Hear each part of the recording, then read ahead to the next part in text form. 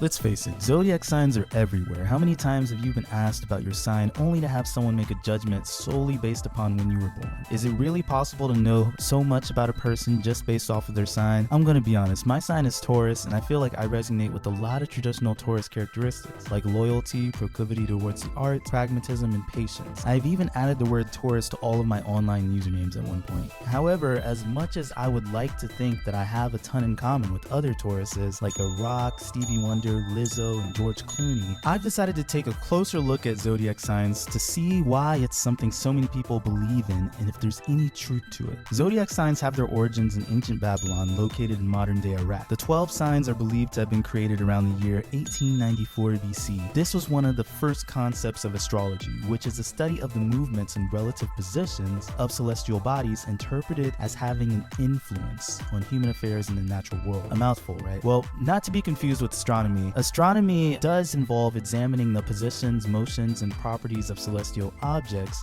but it doesn't attempt to make predictions about things that are going to happen here on Earth based on that. Now, since the Babylonians followed a 12-month calendar, they assigned each sign to a separate month. The word about these zodiac signs began to spread to Egypt and then Greece. The Greeks were the ones who really expounded upon it and shaped the zodiac signs into what they are now. The names of the zodiac signs were influenced by events in Greek mythology. Now, here's what I couldn't find that really frustrated me. How did they determine what constellations mean what? What was their methodology for determining that everyone born during a certain time period is a Taurus and Tauruses are stubborn? How did they figure that out? As far as I know, you just have to take their word for it. So why might this be an issue? Well, there's a lot of things from the past that we no longer believe in because we know more now than we did back then. Do we still believe in the Greek mythology the zodiac signs are based around? What about alchemy, magic, necromancy? I'm pretty much just naming skill trees in an RPG game at this point, but anyways, our belief in horoscopes can largely be traced to something called the Barnum effect. The Barnum effect is a phenomenon that occurs when individuals believe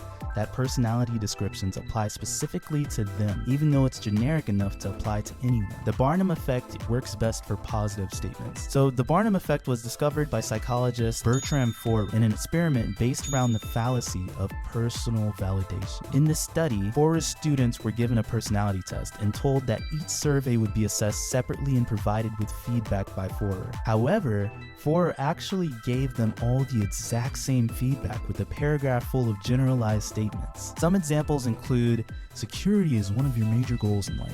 You tend to be critical of yourself. At times, you have serious doubts as to whether you have made the right decision. You can already see how these statements can apply to pretty much anyone. When students rated the accuracy of this feedback on a scale of 1 to 5, they gave it an average of 4.3 out of 5. Keep in mind that he literally gave the same exact feedback to every student. The Barnum effect is something that applies to so many areas of our life, and I'll probably explore more in future videos, but you can already see how this would apply to horoscopes. I'm going to pull up a horoscope example from horoscope.com. Here's what it says. Bite the bullet and get it done, Taurus. Finish the projects and get the lingering odds and ends out of your way. There are stable energies today that will bring a practical breath of fresh air to any situation. Take a step back from the swirling winds and observe your inner self.